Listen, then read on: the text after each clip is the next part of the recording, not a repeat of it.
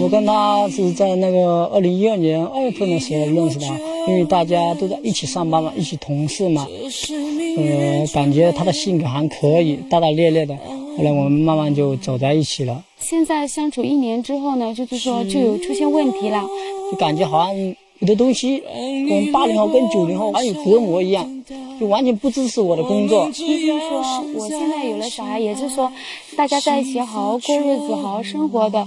所以说，首先身为一个男人，他必须要有一点家庭的责任感啊。但是对于这一点呢，他就是很缺乏，每天就是沉迷于这个网络的这个世界。如果他继续这样子的话，我跟我的孩子也会觉得这样的男人没办法依靠。如果他继续这样子的话，我决定不会跟他在一起。这个世界唯一的你。这位女嘉宾在找怎样的安全感？接下来，让我们用掌声请出这对情侣。来，掌声有请。男主人公小福33岁，来自江西公司采购；女主人公小薛20岁，来自江苏，是公司的销售。来，有请两位。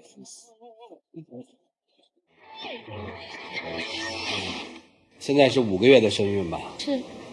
需不需要坐下来聊啊？没关系。没结婚就让人这样啊？好吗？合适吗？不合适。不合适你还做啊？这次来就是为了给他一个交代嘛。给什么交代啊？给他一个家嘛。信他吗？信就不会来这里了。为什么不信他呢？刚开始我进公司的时候，看见他就是说还觉得挺好的，因为有一次冬天他把外套给我穿，然后因为我是一个人，毕竟这么小嘛，一个人来广州这一边，我就觉得哎呀，一个人在外地，突然身边出现这样一个人，觉得挺温馨的。他说一下感动了，然后2人就在一起了。你比人大好多岁哈。对对对。你就拿个外套把人给骗了？没有啊，因为我们认识的时候也是情人节的第2天嘛，我在那公司待的比较久嘛，他是刚来嘛，然后就经常2个人一起上下班，感觉这个女孩子很活泼可爱。这个公司是谁的公司？是我姐的一个公司。你等于在你姐姐的公司里打工，是这意思吧？对。你是做公司的销售的？不是，我是公司采购。你是采购？对。你是销售？对。您还是坐下吧。哦，没事不用。不是，我这心里不太踏实，5个月了是吧？来，那个凳子给我们一把。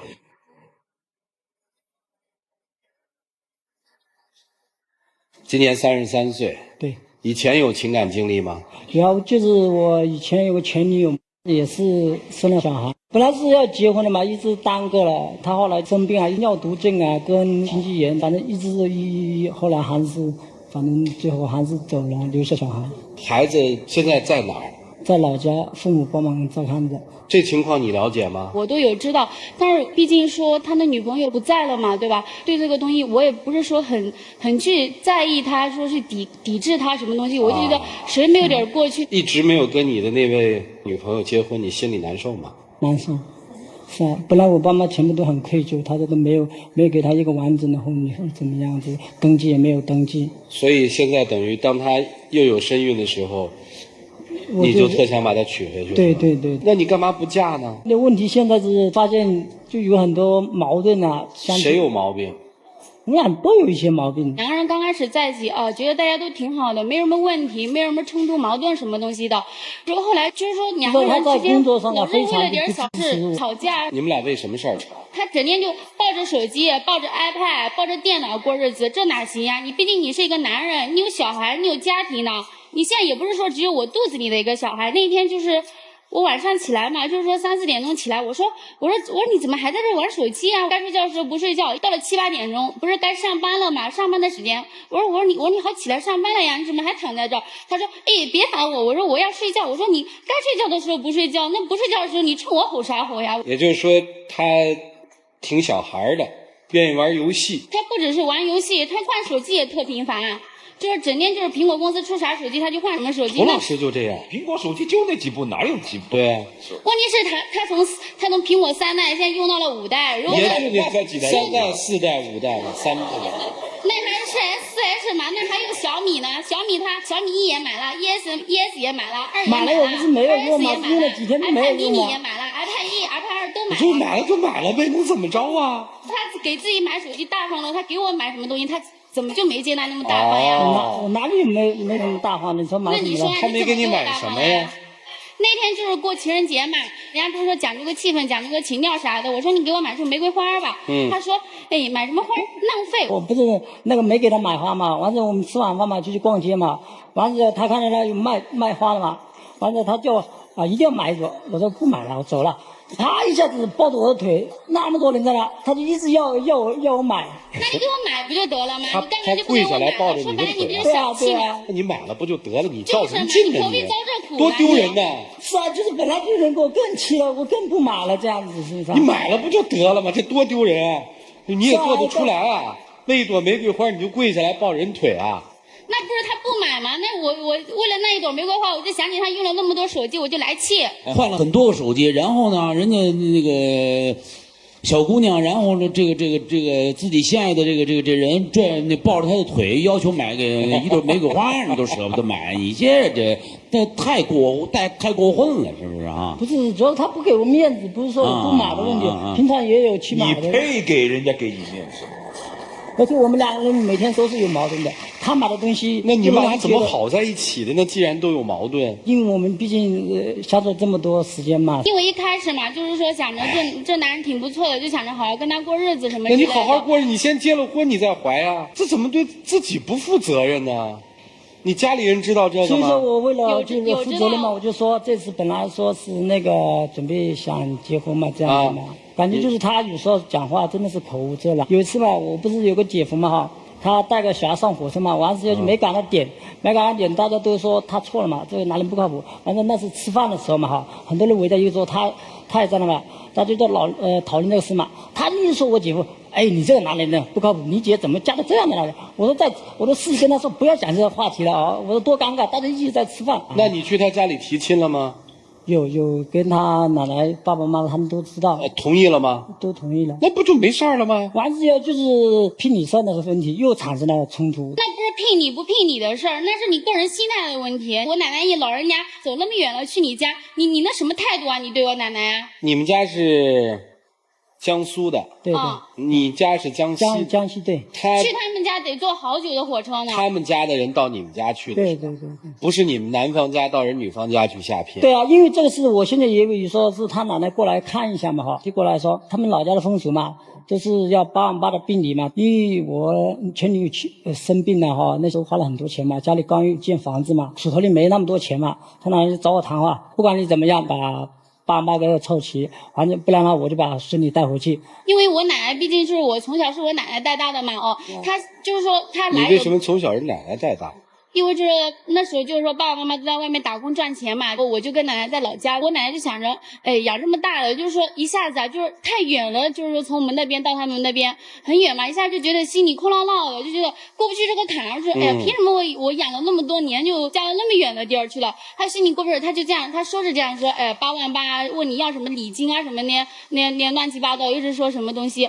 然后后来，因为我跟他在一起那么久了，我也清楚他情况，我就说这些东西都是意思一下嘛，并不是说非得说人家拿不起你，非得问人家要，叫人家去到处说借来给你什么东西那样。哎，这姑娘懂事儿。我奶奶就说去了他们家，太和好了。她就是我奶奶一去他们家，除了吃饭看见他人，她整天去了他家3天嘛，一天到晚就不见他人，她整天就是躲着我奶奶。回头我奶奶问我怎么了，她是不是怕我呀，还是干嘛呀？我也不要吃她，她干嘛？我是说躲着我干嘛？我奶奶就一下子就心里觉得很不是滋味啊。那这礼金到底给没给啊？但是也没有要嘛，先这样子说着，等他们家再去我们家说提亲人的时候再给嘛，不是说我们现在女方就是他们家要，不是说这个意思。他现在这样子我都没有办法，不知道该不该跟他这样子继续下去了。是平常也这么吵吗，姑娘？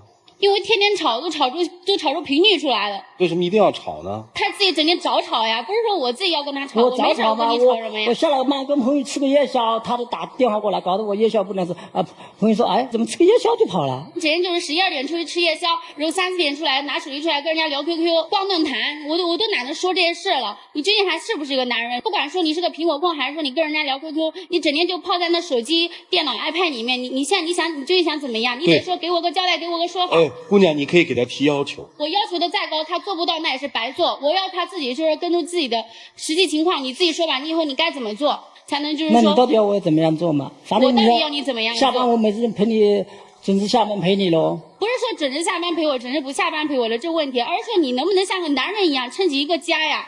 你能不能把小孩放在心上一点啊？别整天感觉一个人吃饱全家不饿似的。买那么多手机，买了一个又一个，你有想过，你买一个手机，你那些给小孩子买东西，那多好呀！小孩子心里多开心呀！你买那些东西，你满足了你自己，你还能满足谁呀？哎，你们俩以后这个孩子出生了怎么办啊？就是要现在看他现在是什么样的状态。如果说他这样子的话，不用这小孩出生了。姑娘，你这可别开玩笑啊！对啊，他老是说这些吓人的话。不是，我不是就像吓你，我说他奶奶说的一样啊，你不把那礼金搞定，我把孙女带回去，怎么样？我奶奶，老吓我。我奶奶那是我奶奶，我想做什么事，我奶奶阻挡不了。不是，你到底想让他怎样嘛，姑娘？我当然希望他能像个男人一样不啊。在你心目里面，一个男人应该是什么样嘛？多给小孩子一点温暖呢。比如说，你每个月你发了工资，你总得寄点钱给回去给小孩用吧。那你每个月寄钱吗？有啊。那你都是2、3个月才寄一次，或者1、2。每个月花完了就没有寄吗？有一些都会寄吗？那你花完了，你是建立在什么基础上啊？你那几次买手机，你有寄钱回去吗？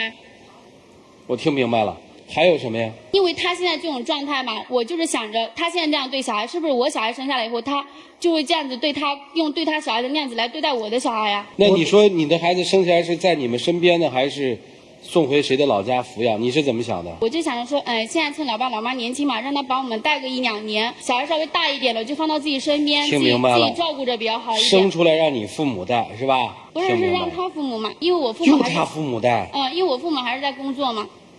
好吧，我们听听老师的意见行吗？可以吗？来，一起进入丘比特问卷。对于这个女嘉宾来讲，未婚先孕已经是不对了。再加上所以说我现在就是在挽回嘛。可是你刚刚你这样说了一句话嘛，你说即使我要把孩子生下来，我会拿给他的父母去养，我根本不想承担做妈妈的责任。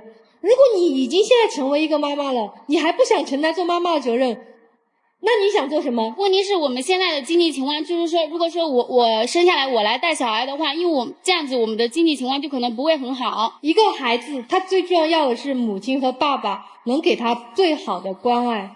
对啊，如果你做妈妈的给不了孩子最好的关爱的话，你再给他更多的钱，他也不会幸福。这个男人真的，他到底对你哪儿好我都没有听到。不会做男人，不会存钱，不会照顾孩子，不会好好工作，不会自己管理自己的生活。我到现在也不知道你到底选的这个男人，你看中的是他身上的什么优良品质？生活中点点滴滴倒还是挺照顾我了，就是说针对了这几件事儿，他就做的极不对，所以我就把他。也就是说他在现实生活里还是挺照顾你的。对，我是在觉得你从恋爱开始到现在，你一直在做一个比较，谁爱谁到底多一点，谁听谁的话，谁照顾谁多一点，谁有没有听从另外一个人的指挥，你们两个好像都在攀比这些。如果婚姻成了一个比较谁与谁付出的不一样，谁与谁得到的不一样的话，那这场婚姻就不是婚姻，就是战斗。也许当你自己觉得你自己心安了，你对他的那么多束缚或者要求少了一些的时候，你才会感觉到你生活在幸福当中。听他们俩一直在争吵，心里挺难受的。为什么呢？大多数的孩子在没有出生之前，享受的是父母殷切的期盼。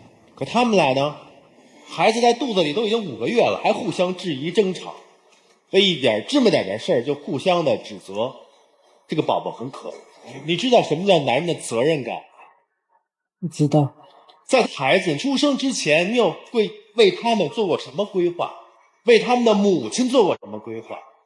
连结婚证都没有，就让他们怀孕，而且一而再再而三，你的责任感到底在哪？如果说年幼做了一些不顾后果的事，那叫无知；但是你一次又一次，那叫作孽。一个人做事如果不顾自己的未来，那叫自作自受；但他如果不为对方的未来着想，那叫狼心狗肺。因为我是为人父母的，对，我很内疚。我们知道我们在要计划养育一个孩子之前，一定要对父母之间有深刻的爱，要结婚，要领证，然后要对孩子做规划，这样我们才能有信心去迎接孩子一个宝宝的到来。你呢？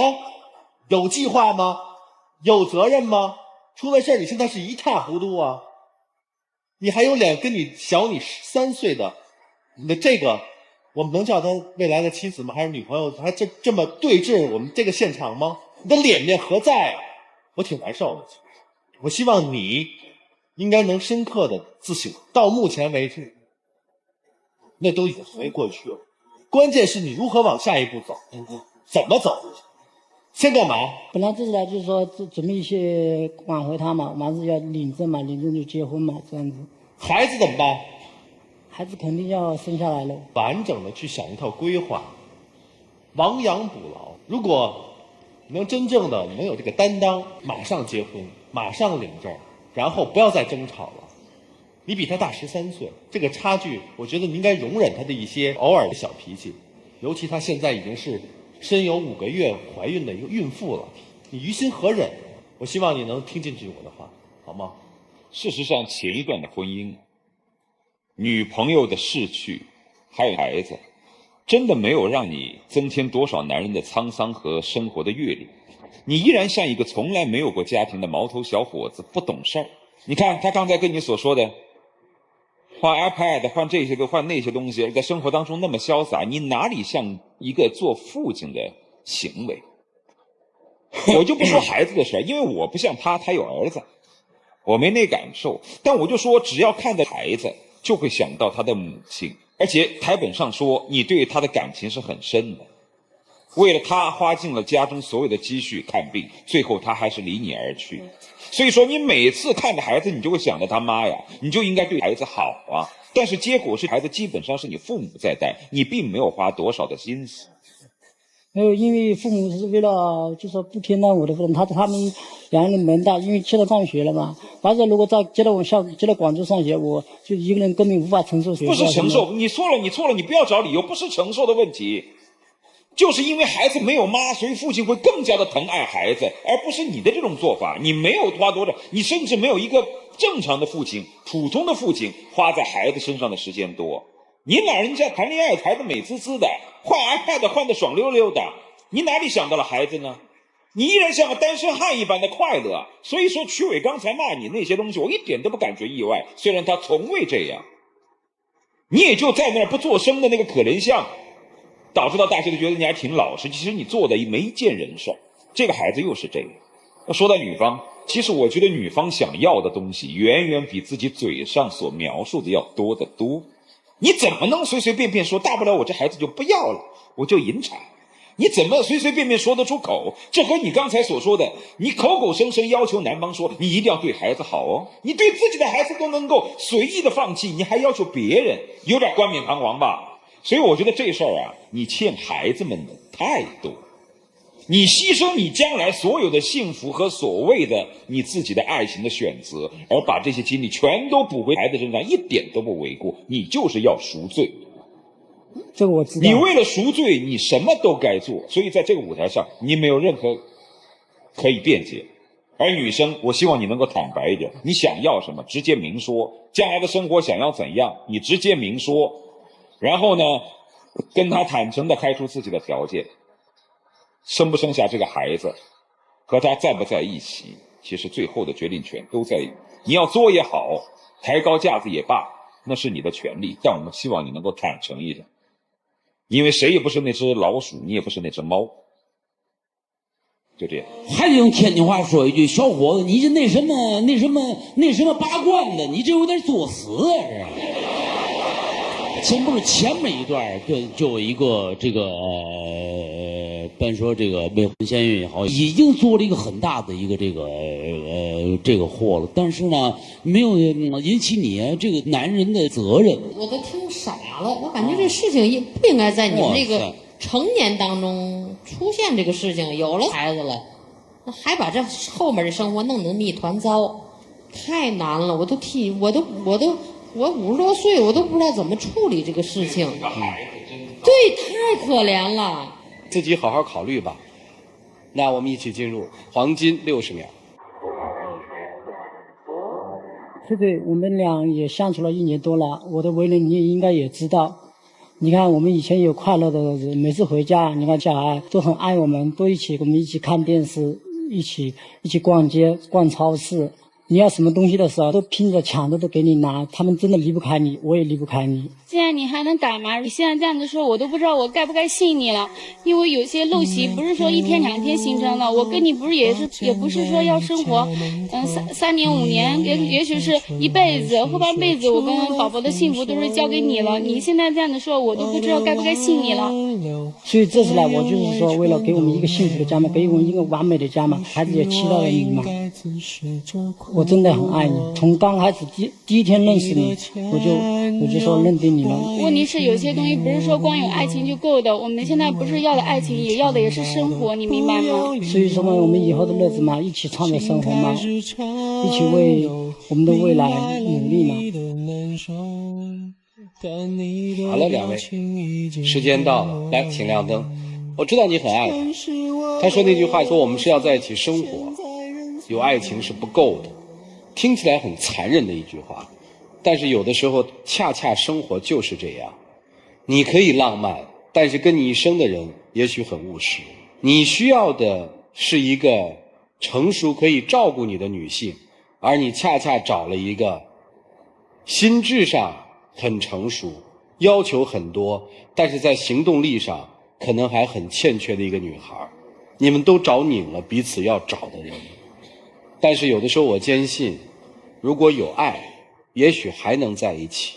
两位请回吧，谢谢你们，请回。来，请关门。各位请拿起手里的表决器，你们觉得这样一对恋人，他们能再往前走一步吗？是能结合在一起，还是就此分开呢？来，各位请选择。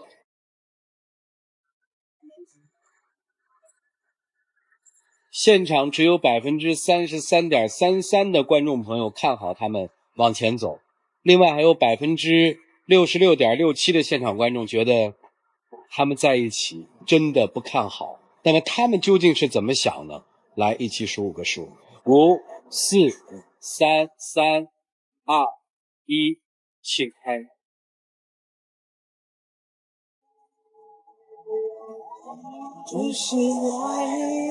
哎，你小心点啊！来，站中间。你想好了吗？想好了。你也许就嫁了一个小顽童，老顽童，你一辈子就得管他，你行吗？最重要的是他可以在生活中慢慢的能够成长，这是最重要的。我以后会慢慢的改了。好，我们回去马上赶紧结婚，10月1号就领证去。10月1号领什么证啊？10月1号不都放长假了？明儿就把证领了。行，早领证早好，有一个法律的保障，好吗？来，有请我们的小花童，有请。真棒，好事，带着小妹妹走吧。谢谢你们啊！感谢杰利亚为本节目嘉宾订婚提供的套装礼盒。当你把这个送给他的时候，他们告诉你，你要送他一句话，说爱要有你才完美。那接下来我们就和全国的电视机前的观众朋友一起来见证你们这个浪漫的求婚仪式。来，我们一起见证。老婆，我以后会好好对你的，你要永远跟着我，我也会永远啊。我愿意。你愿不愿意？我愿意。好。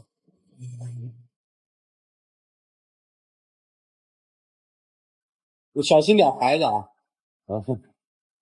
请亮灯。想好了吗，姑娘？真想好了。祝你们幸福啊！谢谢。请开。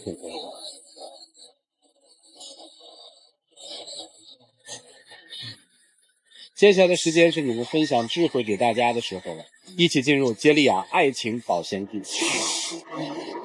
作为一个男人，能够给到自己心爱女人最好的交代，不仅仅是领一个结婚证，而是能够成为让妻子、孩子足够信任、足可依赖的可靠丈夫和慈爱父亲。在爱情中，做一个独立的女人，思想独立，经济独立，并且我们的人格也要独立。特别记得，当你想要做妈妈的时候，或者想要做别人妻子的时候，冷静想一想，你能否做到？千万别用怀孕未婚先孕来绑架你的婚姻。一次错或许不是你的错，但一错再错就是你的过错。千万别因为你的爱情，使你的生活因为你的过错而错过。我们生活的每一天，我们要把自己的脸蛋儿像今天的月亮看齐，都是圆圆的，不要长长的。哎呀，今晚的月亮应该是圆的，但是比不过明天的月亮圆，这是一个定律。这大概我们在追求幸福的这个过程当中，总会失去一些什么东西，就好像刚才那一对一样。失去的是什么？失去的也许是他的任性，失去的是自由，但是获得的是什么？也许是他们孩子开心的成长。生活就是这样，你说也说不清楚。接下来我还是要做一个预告了。天津卫视每晚19点30分播出，由小沈阳主演的抗战力作《谁是真英雄》，看小沈阳演绎乱世真英雄，敬请电视机前的观众朋友们期待。感谢杰里亚对于本节目的独家冠名播出。关注聚划算，关注杰里亚活动，就有机会赢取杰里亚官方旗舰店爱琴海双人浪漫之旅。还要感谢娃哈哈格瓦斯对于本节目的特别赞助播出。感谢蓝地高级定制对于本栏目主持人服装的提供。我们当然还要感谢现场的所有观众以及电视机前的观众朋友的收看和陪伴。下期的节目我们再见，谢谢大家。